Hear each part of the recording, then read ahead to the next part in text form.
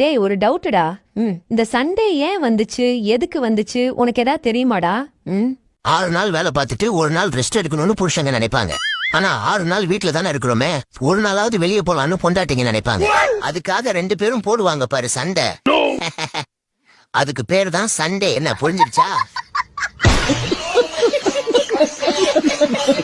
நீ என்னை இப்படி ஏமாத்துவேன்னு நான் கொஞ்சம் கூட எதிர்பார்த்தேன். நான் எங்கடி உன்னை ஏமாத்தினேன்? நேத்து ஒரு பொண்ணோட ஊர் சுத்திக்கிட்டு இருந்தல நீ, நான் பார்த்தேன். ஓ அதுவா? நீ என்ன சொன்ன? 2 நாளுக்கு முன்னாடி நான் ஒரு பொண்ணோட சுத்துற மாதிரி கனவு கண்டேன்னு சொன்னல. ஆமா, உன் கனவெல்லாம் நிறைவேற்றுறது தானே என்னோட வேலை. நீ சாவற மாதிரி கூட தான் எனக்கு கனவு வந்திருக்கு. இப்ப நீ சாக போற, பாக்குறியா?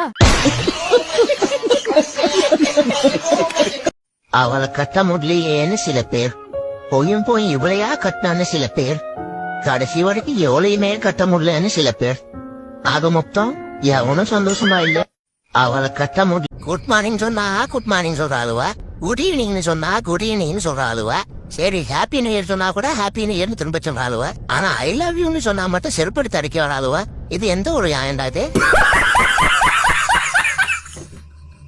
கல்யாணம் ஆனவன் தாங்க சந்தோஷமா இருக்கிறான். கல்யாணம் ஆகாதவன் ரொம்ப சந்தோஷமா இருக்காமா. உங்களை கஷ்டப்பட்டு பெண்கள் நாங்க கல்யாணம் பண்றோம். ஏமா உங்களை கல்யாணம் பண்ணிட்டு நாங்க கஷ்டப்படுறோமே, அதை யாரா சொல்றீங்க? சரி விடுங்க. கல்யாணத்துக்கு அப்புறம் பெண்களுக்கு என்ன அறிகுறி? என்ன அறிகுறி? எங்க கழுத்துல தாலி தொங்கும், உங்களுக்கு தலையே தொங்கும்.